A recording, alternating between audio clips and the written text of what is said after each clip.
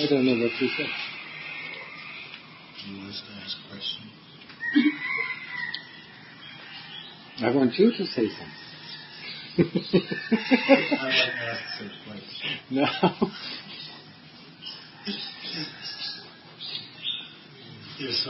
Just tell us a story, you know. Once upon a time. Okay. Yeah.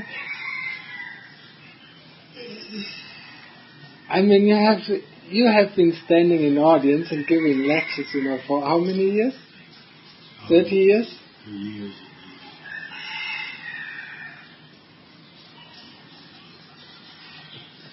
But of course, we talked about a subject we know, so it's easy.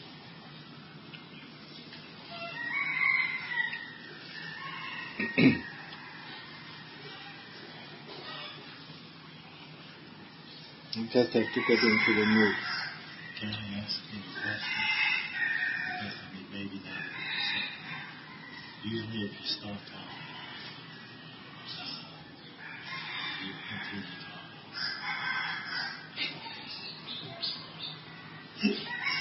Systematic again. Get your pride.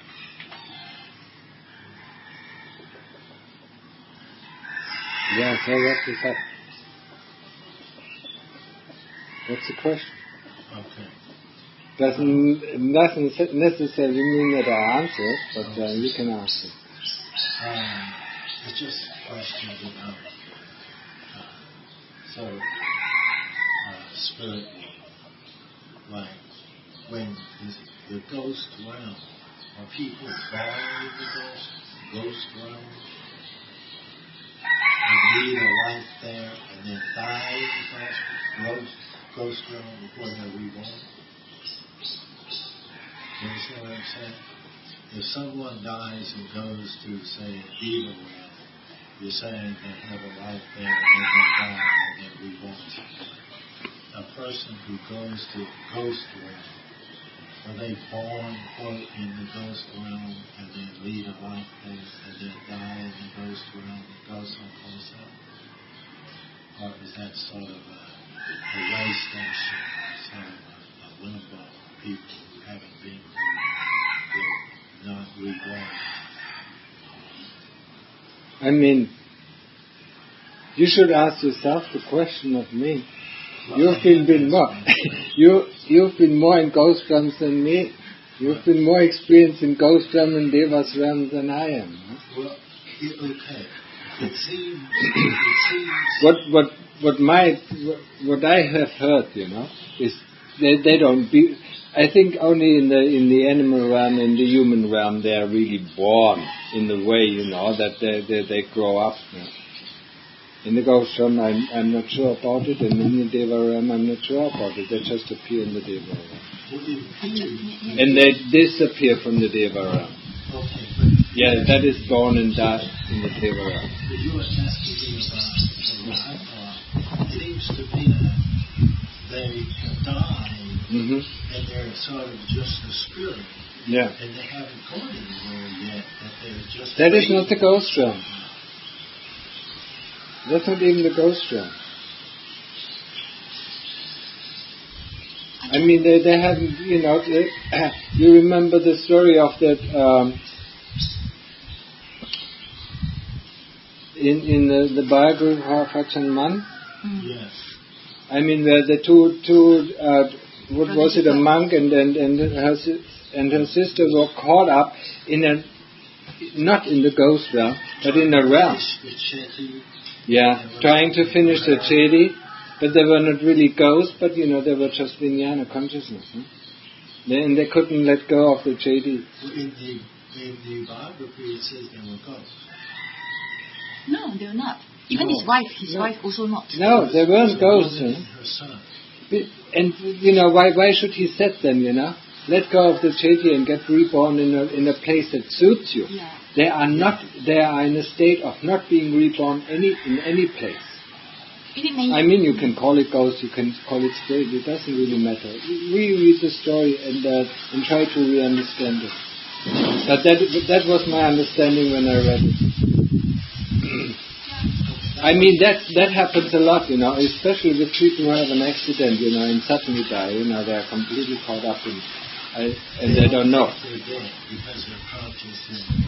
Yeah, but they're not really ghosts in the sense, because ghosts have their realm. I mean, they have their cities. They just don't hang around with people. Wait, now, the cities, is that ghost? Yeah. Okay, well I'm talking about the people I saw in the ghost city. Yes, that are ghosts. Yeah. And they seem to be leading a life. Just like the human life, they're just leading a life. And they're wandering around as well, just like the humans wandering around. They just don't have that body. But are they born in the ghost realm? Or are they... That's what I said, I don't know. Okay, because like I'm saying is when I visited the ghost city, it seemed to me that it was as though they thought they were still alive. And of course they are alive. They didn't know what else to do. No, but not being in the sense of having a physical body. It's like they didn't know what to do, so they were just continuing their life as best they knew how. And they didn't seem to be aware of any other realm.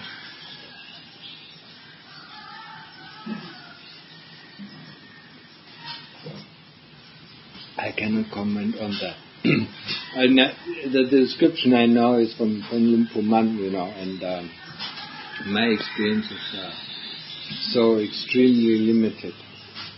So I don't know.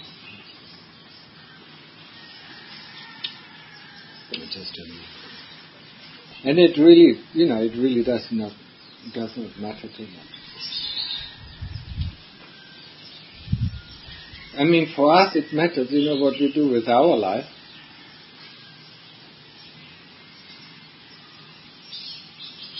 And don't forget, in the ghost realms, there are hungry ghosts, there are this kind of ghosts, there are these kinds of ghosts, there are all kinds of ghosts, and they have different purposes. Huh? I mean, hungry ghosts are normally not in the ghost families or ghost cities or something like that. I mean, they're waiting, probably closer to human and probably bothering them a lot. Huh? And some of these ghosts have magic powers, and then it's so various, and I mean, just go there and ask the ghost about them, for yourself, Just like Lumpu Man, when this woman came down from one of the heavens of the Anagami, and she said there are only monks there, well, how can that be that, So you come down from, he asked that woman, Lumpu Man asked that woman, you come down from that realm, come down back again, down to me and ask me this question, why didn't you ask them about it? Well, when you're there, you're in the present and you don't think of this question. It's the question always come, right? I mean, of course, all these things, it can be very interesting. But, we have to ask ourselves, what kind of meaning does it give for us, for that moment, for our life? I mean, when you've seen these things, do you want to be born as a ghost? Just ask yourself. No, okay. So then you just do it, not to be born as a ghost. I mean, that's all what you need to know. I mean, why do you want to know what they are doing? It's just like, what are they doing? People doing in Tibet. It's very different from what the people doing in Africa. It's not what they're doing. It's not what they're doing. Oh, I was more curious about whether the ghost. For my understanding. Reborn. My understanding, and that I answered you. My understanding is they are not reborn in the way of human beings, that they are small and grow out. They just appear and disappear from the realm. Yes. Okay, and any kind of realm. They have memories of being alive. Any kind of realm. Yes. Yes, also the help beings have memories of their past life. Yeah. Only of the last past life. That happens,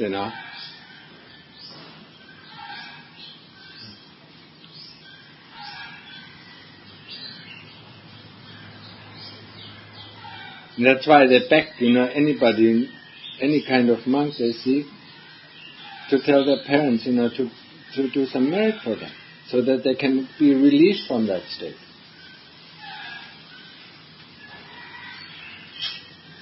When some beings from the hell realm begged Ajahn Mun to tell their relatives, to do some merit for them, and he asked them where they're living, and they told him from a world, he hasn't even heard of. It must have been so long time ago, 20 or 30,000 years ago, where this world just didn't exist. They've been in hell so long, for such a long time.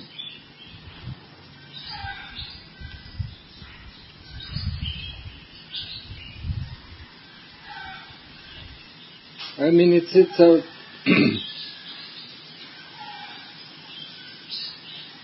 for us, these things, as long as you can't explore them for yourself, I mean, these are just reminders for us, to do something worthwhile with the life that we're leading right now.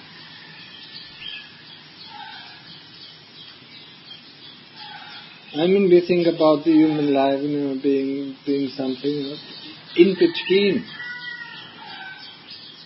And it is in between. It's in between the heavenly realms and the lower realms.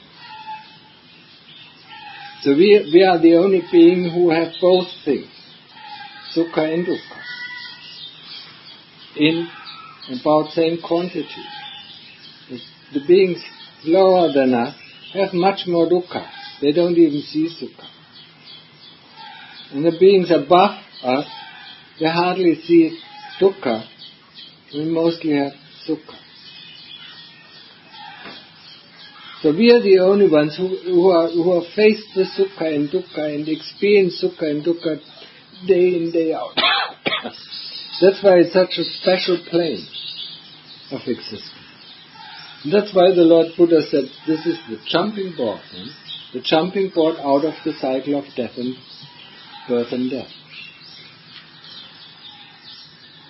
And this is the only thing that we have to remind us of.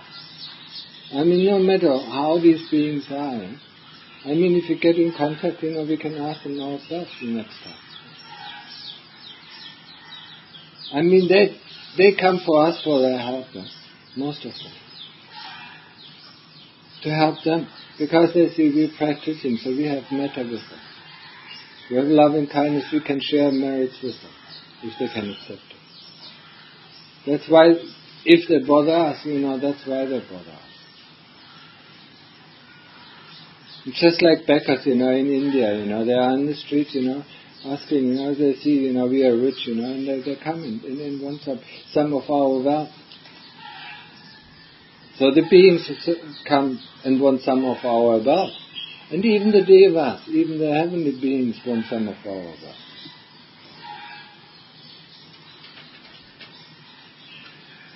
Because in our realm, it is the realm, where we can do the most good and the most bad karmas. In just a second, or just a day, or just a few days.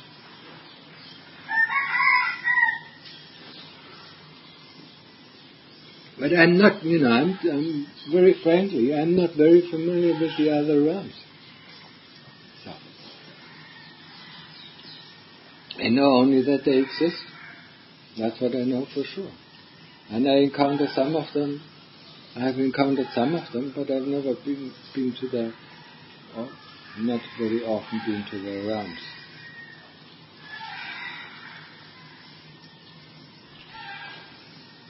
So for me, it's not the question, and it really doesn't affect our practice. Our practice is affected, what bothers us right now. I mean, the question is, are you ready to die right now? Have you done enough, practice, to be able to die right now, to give up the life? What is it? What you still want to do? I mean, think about it. What is there still? What you need to do? Also the other question is what we are going to do with our life. Do we want to do something that is worthwhile with our life? I mean, most of us, did go to university and study because we thought it was worthwhile. Okay. Now when we come to the practice, we could think about something worthwhile, to get the entry level for a university. For the forest university. And the entry level for the forest university is stream entry. Entering the stream. So. And once we got that, then we can do the rest of our life whatever pleases us. Because we know we never go back. We have entered the stream that leads us out of the endless cycle of death and birth. I mean, that is the thing, we should have an aim. I mean, some people say, when I just put this aim, this is such a low aim. You can put your aim as, being an arahant or never be reborn again. I mean, just think about it. I mean, do you want to go through your youth again? Wonderful, Also, I mean, you don't only remember, when you were 15, you could just go back to 14, 12, 10, 9, 8, 5, 4, 3, 2, and just be born. I mean, the pain of birth, nearly killed us.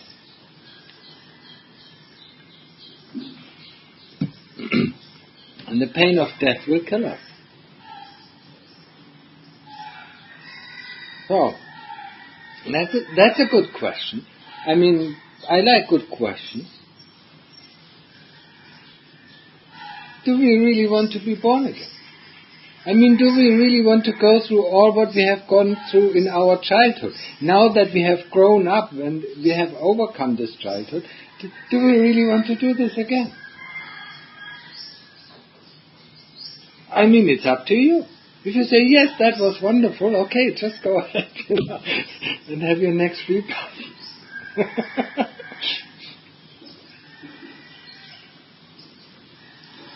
If you say no, I mean, then take the measures, to make sure that you're not being reborn again. Or at least, make sure that from this life on, you don't go lower than the human form. And that comes with stream entry. I mean, if you're afraid of hell, I mean, make sure that you enter the stream before you die. Once you enter the stream, you cannot be reborn in hell. I mean, only two places or two planes are there: the heavenly plane and the human plane. I mean, isn't that something, a good perspective on our life? Isn't that something that we could wish for? I mean, we go to university to have a better life, huh?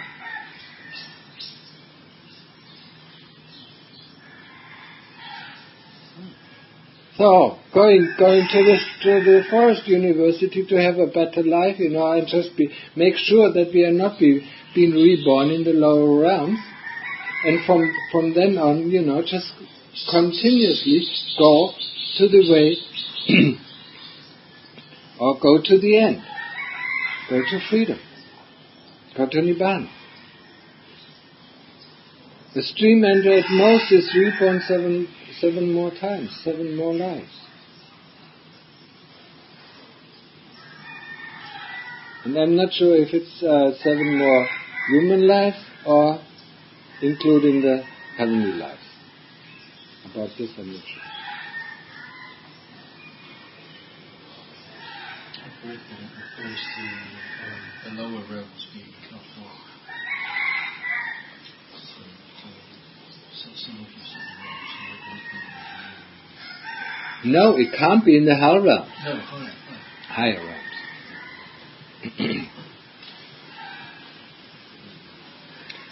Yes, but I'm not sure if they count, but it might be they count.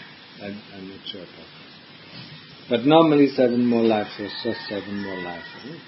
Okay, three more lives in the heavenly realm and 3 more lives in the human realm, or 4 more lives. That's it. That's the end. Compared to our 6 billions of lives that we had, our previous 6 billions of lives, it's nothing. It's not even 1% of 1 per million.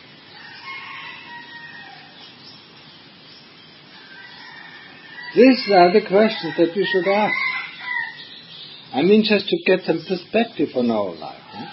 When we were 15, we had some sort of perspective on our life. Some of us wanted to study somebody, some of us wanted to learn, a profession. So we did that, and after that, then we planned on. And we can do that the same thing with our spiritual life. Okay, let's first get the entry level, and then let's enjoy the rest of our life. It's not very different from what we did before. Just making sure, just making sure we have a degree, and we cannot fall, into poverty or become a beggar. We did that, didn't we? Yeah. And now we make sure. Now we've been drawn to the spiritual life, and now we make sure that we don't fall down into the lower world. It is, or some of you might not even be reborn again. Don't even want to be reborn again. Yes, it takes a bit of effort. That's it. So it's all up to you what you wish. What you wish is that what you get. If you put some effort in it. And if you go on the right, the right path.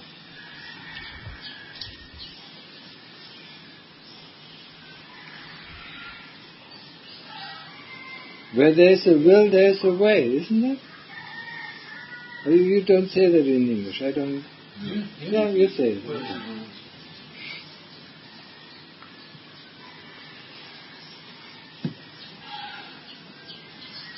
So, it all depends on your will.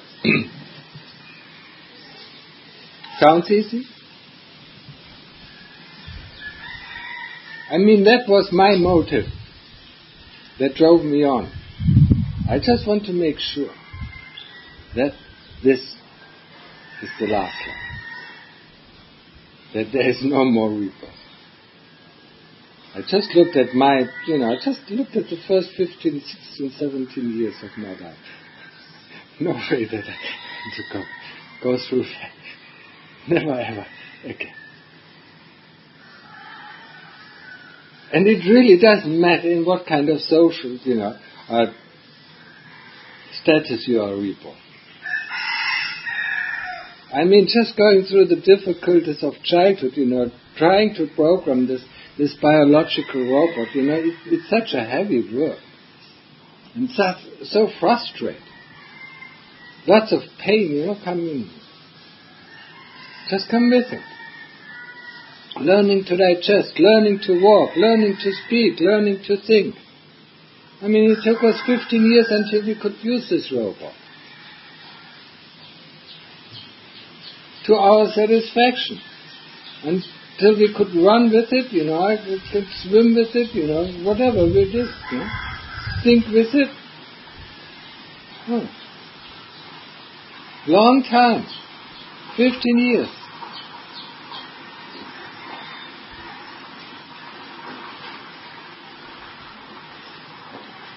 These are the things, we should reflect on. They're much more useful on how are the heavenly beings living. Of course they have their palaces, they have their space to live in. They have form, and some of them don't have any form.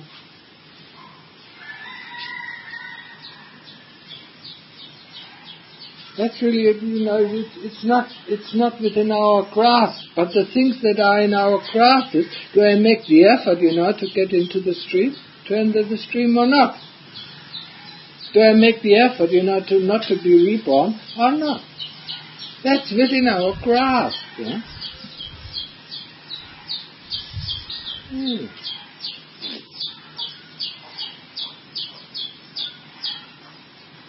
Everything else is much more speculation and really doesn't affect our existence here. Of course, except, when we enter samadhi and go to the hell realms, where we most probably are going when we die. That affects our life. Right? When we know the working place in hell, or when we know the palace in heaven that we were going to, that would affect. But that happens to very, very few people. It also happens to very, very few people that they can remember some of their previous birth, or previous life. But it's not really necessary. All what you need, what is necessary to remember is you can remember from the first day of your being born to the day now. And then just think about it, just add about it, just make some calculations. How much sukha did you have and how much dukkha did you have?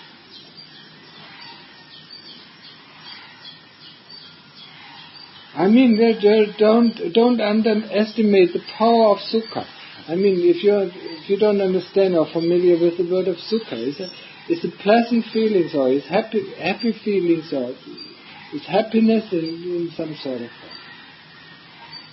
It's pleasantness, and really pleasant, not just that. So that is sukha. Just a moment of sukha, makes our day. We will remember it the whole day. It makes it. Just a moment. And what is with the rest of the 23 hours of the day? Just one moment of happiness makes our day. The next day we have, and if we have each day, a happy moment, we are happy.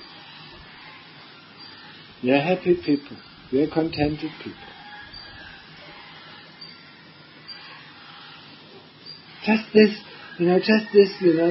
moment of happiness, makes us happy and contented. And the rest of the day, it's just like a pretty dull or a pretty unpleasant.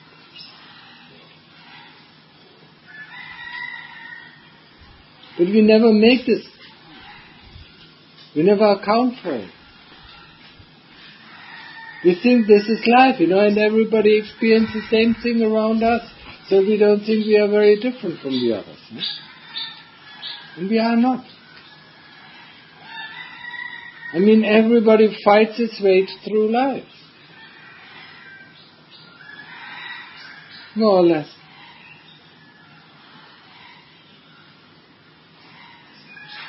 Because we think we don't see any other option.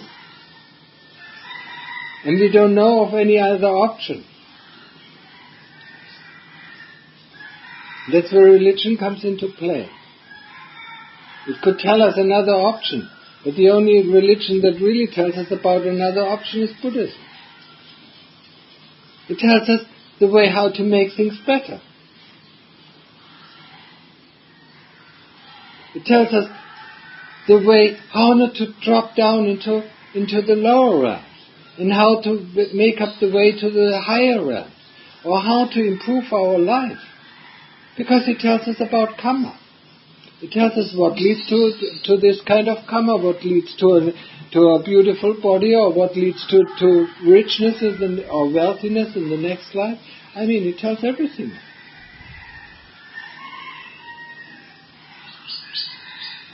So there we have an option to change our lives.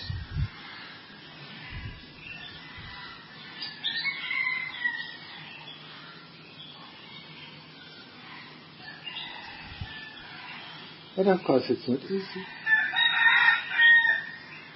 It's much better to go with the masses through the broad door that leads to destruction than to go alone on the stony path that leads to the heaven. Isn't that what Jesus said, Fabio? So, I mean, when we swim, when we go the path of Buddhism, then we swim against the stream. And we won't see anybody, swimming in the same direction with us. I mean, they will question us. They will catch us. And say, where are you going? Where are you going? Let's have some fun. Why are you doing this? Why do you strain yourself? I mean, even after the meditation teacher was asking me, why do you strain yourself so much? No, have some fun. I looked at her and I didn't understand the question. I mean, I wanted to improve myself. So I had to fight against, I had to fight against greed and hate. I had to fight against the kilesas, not just enjoying myself. I really looked at it, I was completely astonished, this question coming from a meditation teacher. Why do you strain yourself? Huh? I want to improve myself. That's why I strain. I mean, we go to university and strain ourselves, to improve our life. Nobody's asking. Of course, we can do the least amount of effort just to get the degree, or we can put a lot of effort in. But that also, it gives different results on the outcome. On the perspective, to get higher.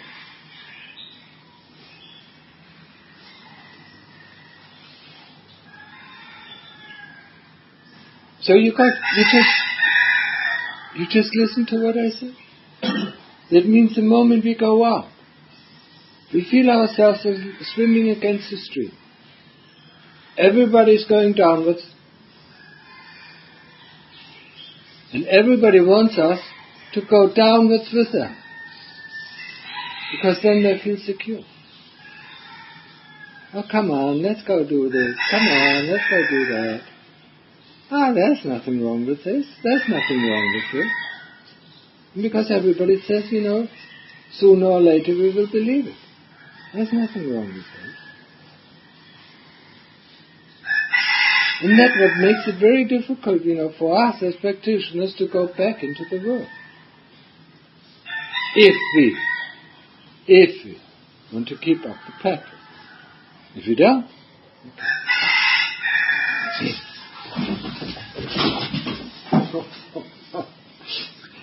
There were chickens, not dogs. They are fast.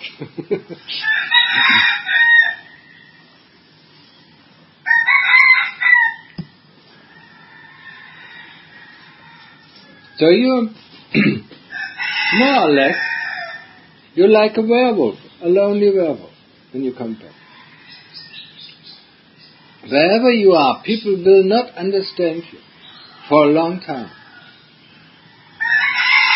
Until you really have found some ground under your feet.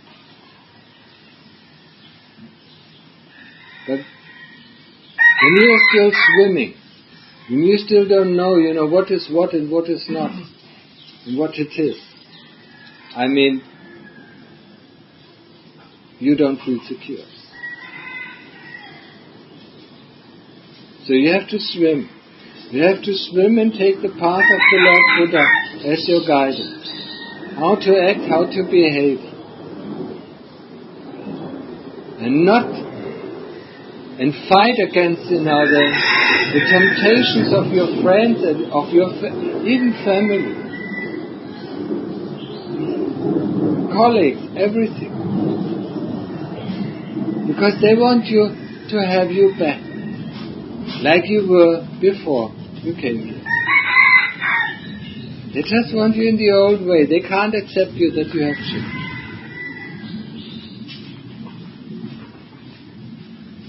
And that's what it makes it very, very difficult.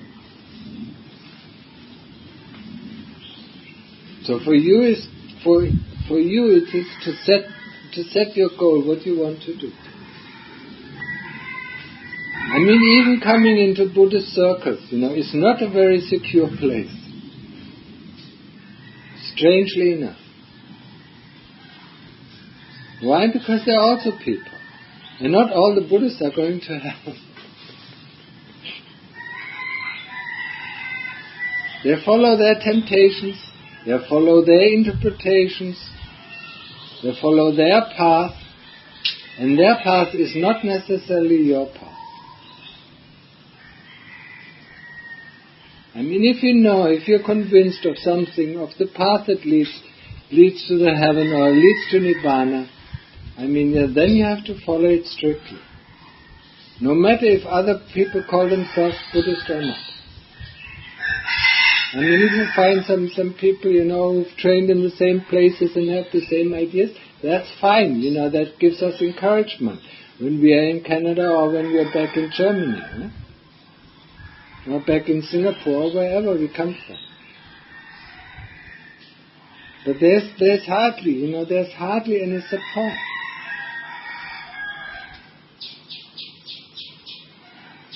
I mean, be careful.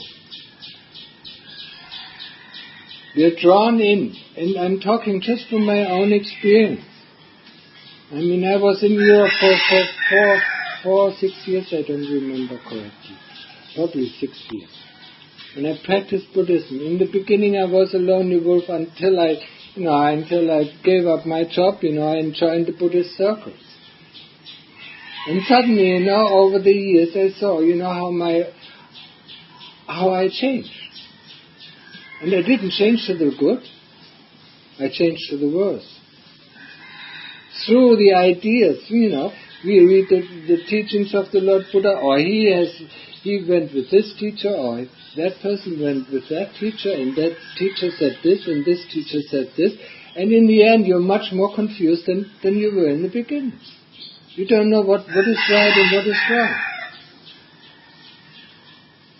So I referred back to the suttas of the Lord Buddha, but still, it was very difficult to find out what is right and what is wrong. And of course, it's not that we holy people, the moment we practice.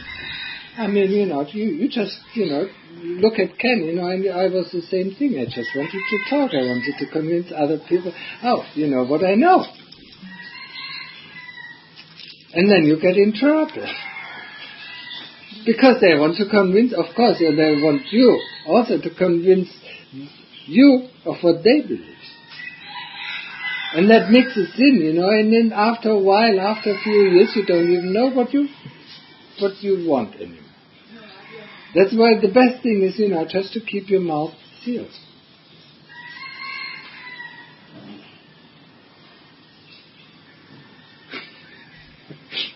Not only here, but also in the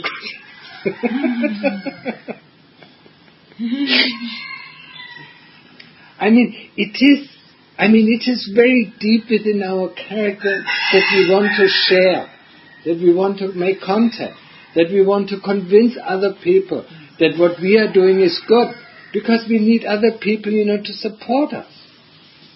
Because it's very difficult to live as a lonely wolf. Having no friends, no families, nothing, to rely on, just to rely on oneself. That is not our nature. As a human being, it's not our nature.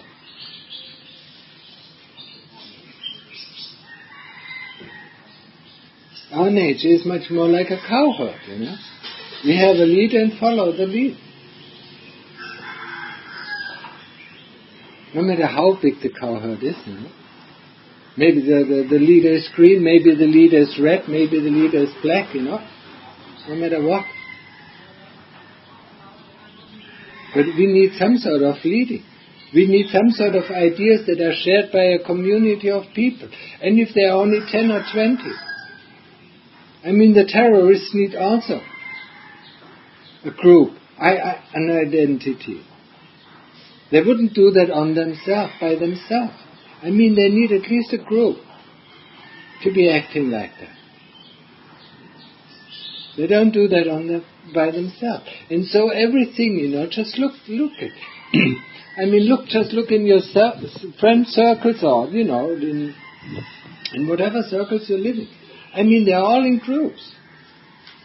They all have their different groups.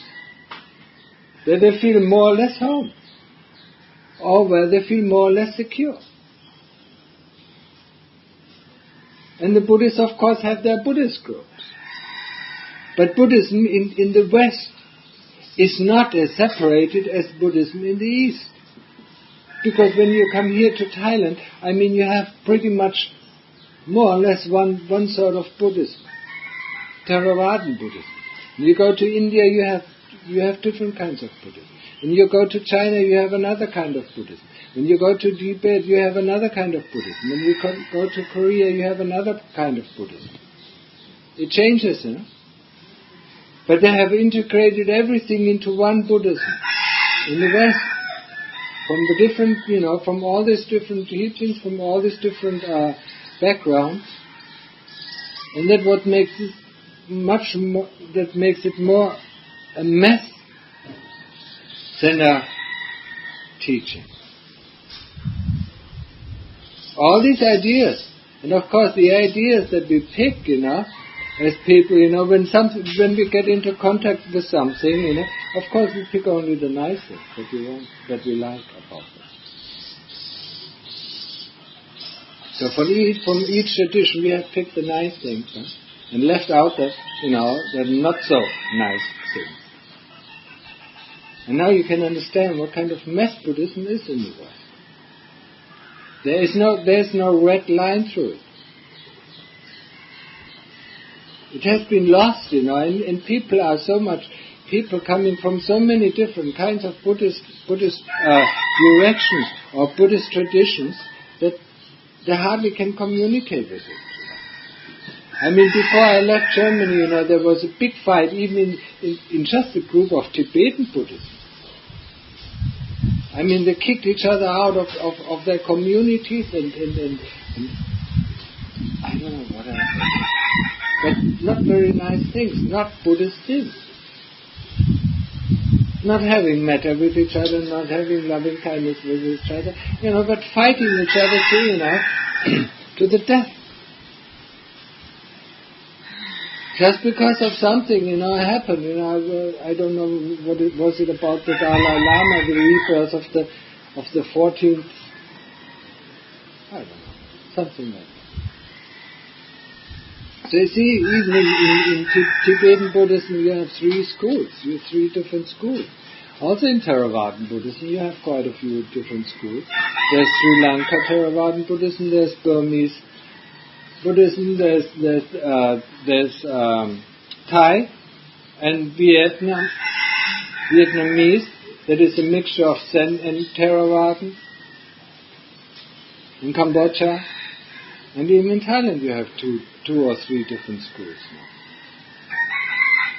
The Mahanikai, the big sect, and the Dhammayut. Dhammayut actually translates as nothing else than Dhamma. And this temple belongs to the Dhammayut. Yut, you know what it means? Stop. Dhamma, stop. Oh. Just like, you have these red hall signs. Stop. Dhamma, that's it. That was founded, I think, by the Rama V, the king, who was ordained 32 or 38 years before he became king.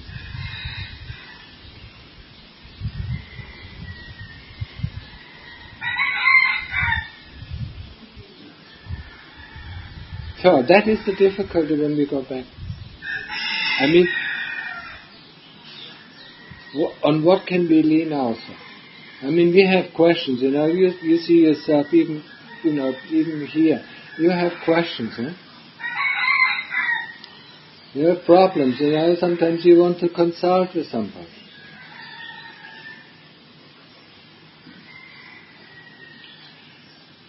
And then you go back and then you face the troubles, the difficulties.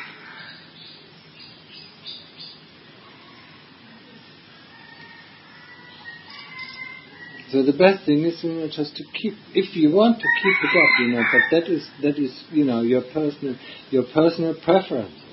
If you think that the style that is taught here is to your liking, is to your value, is bringing you a lot of good things. What did the Lord Buddha said about a teacher, a pupil or a disciple who is with a teacher? And he sees that over time, his practice develops very well, and then his teacher kicks him out. Then the Lord Buddha suggested to this disciple, you have to instantly get back to this teacher, because you learned a lot. And what did he advise from another teacher? Where the living is very, very comfortable, where you're in a very good social contact, but your practice is not going on, is not developing well, then he said, the Lord Buddha advised her to leave that teacher immediately, because your practice is not developing. And interesting, this is one of the traditions of it's one part of the forest tradition.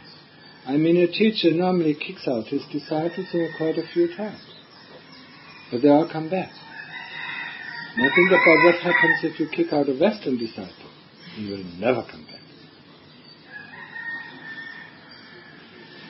Because they don't understand it. They feel, so, they feel hurt, or pissed, or whatever. So, they don't come back. So actually they do not understand the teachings of the Lord Buddha, who said, if a teacher, where you learn something, even if he kicks you out, to come back.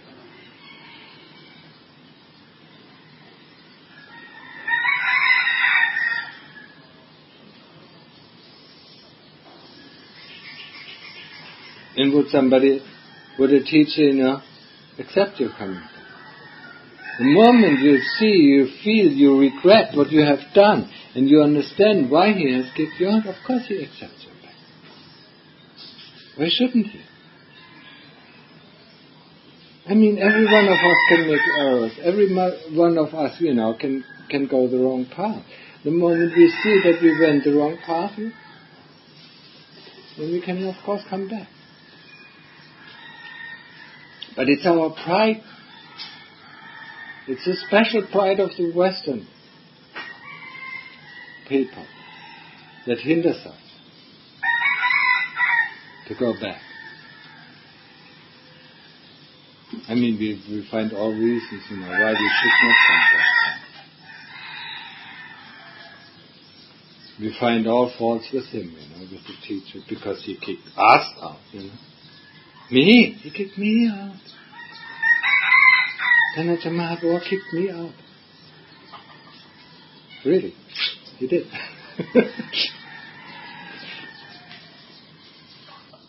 When I was here 2 years, after 2 years, he looked at me and said, "You stayed long enough, you can go."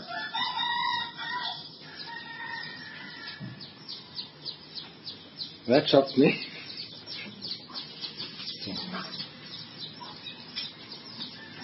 But luckily I didn't have to go. In the end I didn't have to. But 3 other monks, who were kicked out with me had to go. And that was usually, 4 or 5 monks, every year were kicked out. Because they did this or did that or didn't do this. Or they were just lazy with their practice.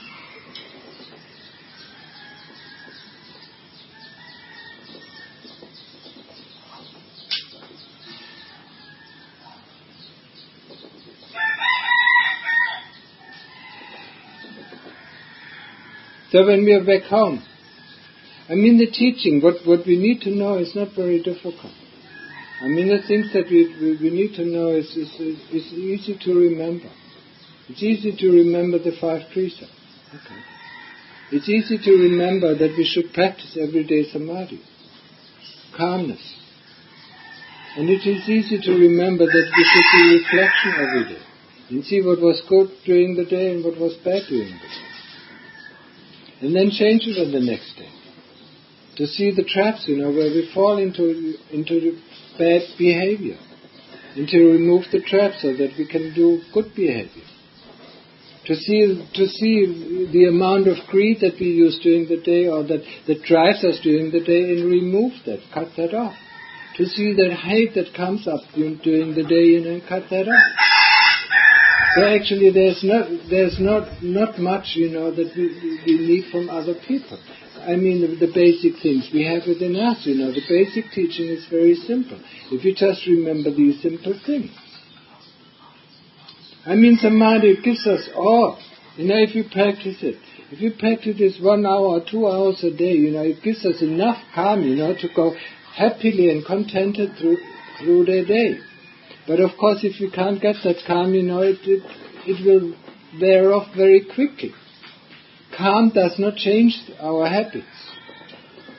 It just mildens the habits. It just smooths the habits down.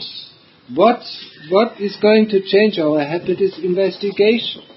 And what I said about the investigation was that we actually, the first time of investigation that we do is to reflect what happened during the day. What happened?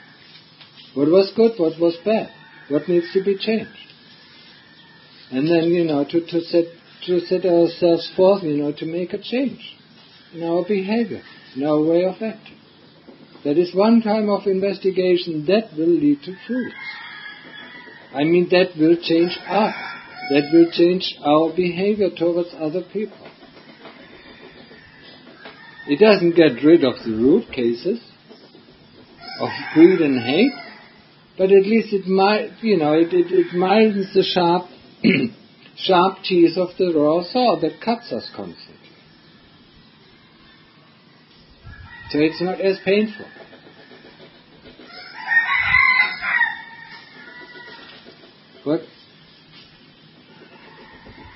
What leads to removal of greed and hate is investigation of the body. What leads us to Sotapanna or to stream entry is investigation of the body. It's the third fetter. We believe that the body and the citta are one and the same thing. We have to cut through that. What is the first feather? The feather of doubt. Doubt that there's heaven, doubt that there's hell, doubt that there's karma, doubt that there is result of karma. That there's karma that brings good fruits and there's karma that brings bad fruits. These kind of doubts is the first fetter. The second fetter is constantly fitting with the 5 precepts. This moment we take them, the next moment we break them. Next moment we take them, then we break them. Then we take them, then we break them. As long as these 2 fetters, are still in operation, I mean, we cannot enter the stream until we haven't got, down to understanding that the body and the citta are 2 different things. We cannot enter the stream. So, if you want to enter the stream, just like I said in the beginning, that is the work that we have to do. Working on the 3 fetters. Cutting them down. Cutting them so loose that, in a moment of complete calmness, they will cut off forever. But we have to cut them down. And the cutting down, of course, is hard work, Just like, when you have a wood of flock and, you want to cut something off. That is hard work. The last things, that is easy, the giving the last shape, that is very easy work. But the first, the cutting out the rough things, that is very hard work. The more we cut, the more easier the work is. But these are the 3 fetters for for being able to enter the stream.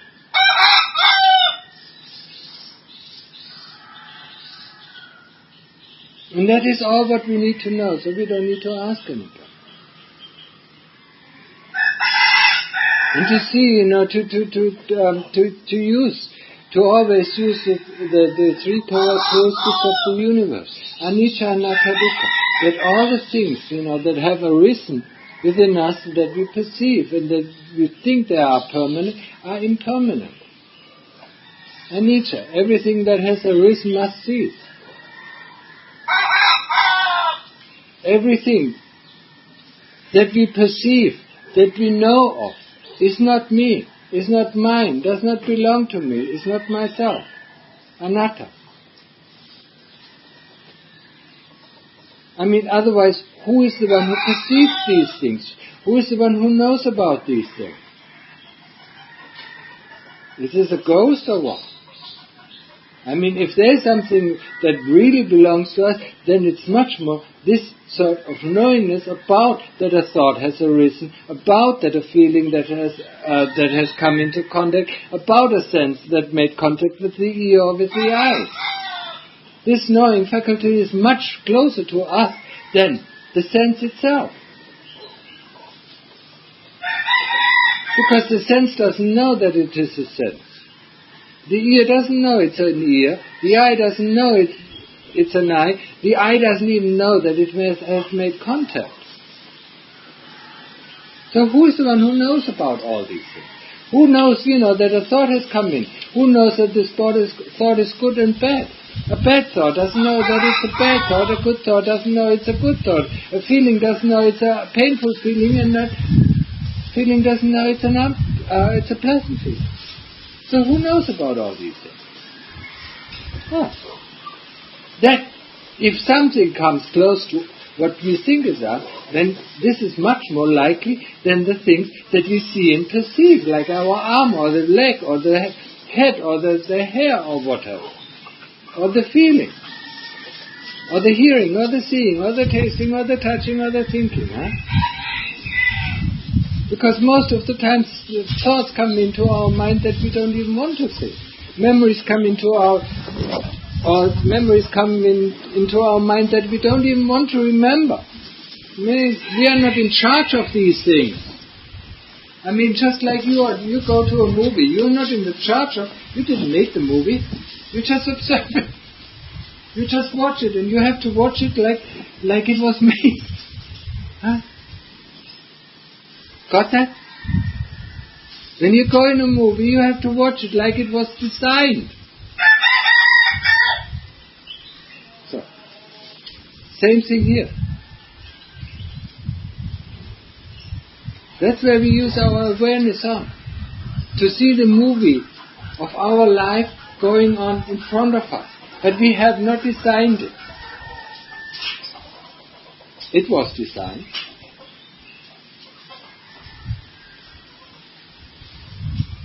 That's what we need to know. And we can use, when we do some investigation, the 4 principles. Principal elements. There's the air element, there's the water element, there's the fire element, and there's the earth element. That's everything in this conventional reality. Everything. Including the body, including thoughts, including feeling, even including consciousness, is made out of these 4 elements. And we can boil down everything into these 4 elements.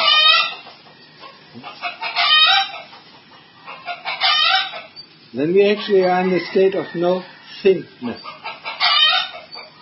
That is called also the 7th chant. Very interesting state. Where no things are. There's just this constantly, we know it from chemistry. There's this constant exchange of, energy. There's actually no border between our skin and the air. There's an exchange of electrons and so on. Just looking, just having the science that we have right now, I mean, should make us give us a lot of question about what we perceive and about what is really there. I mean, just look at the atoms and the electrons, at the surface of our skin. I mean, there's a difference between the air and the skin. I mean, do you see a clear-cut boundary like this one?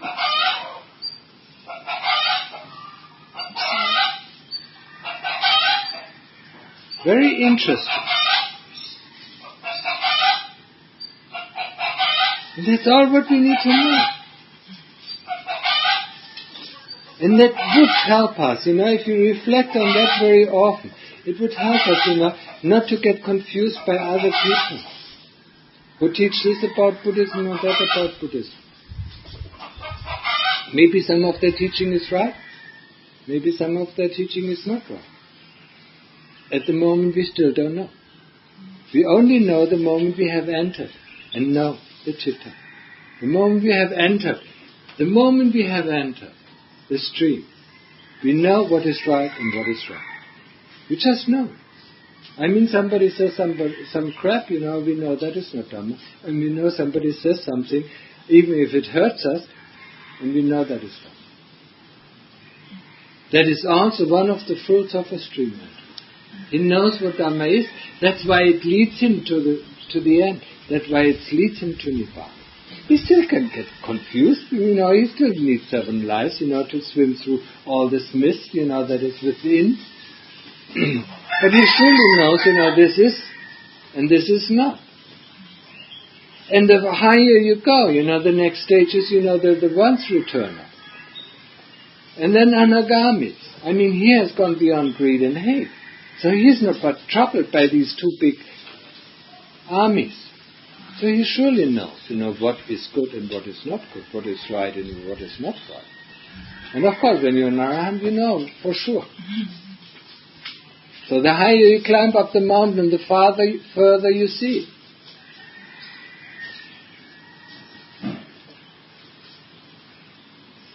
So, and with this I end the talk. That's all what you need to know.